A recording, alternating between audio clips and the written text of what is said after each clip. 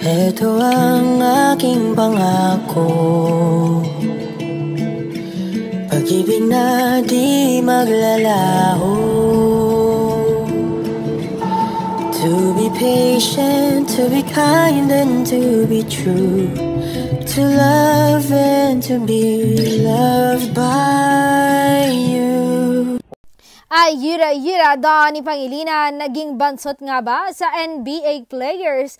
Naka one-on-one si Tracy McGrady.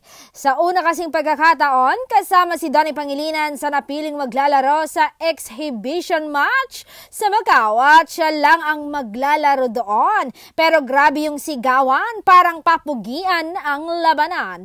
Ang dami nga namang babaeng malalaglag ang pante dahil kay Donnie. Pero wag kayo, my girlfriend na siya, hoy! At balita ko'y nanood siya, hindi nga lang sa live sa TV para supportan ang kanyang nobyo. Kasama niya maglalaro ang mga basketball players, legends na sina Tracy, Tony at marami pang iba. Pero kahit ang tatangkad na mga kalaban niya, ay hindi pa rin siya nagpatalo. Nakashoot pa nga si Donnie. Grabe mag-flex. Naka-score pa siya ng 4 points at 9 rebounds.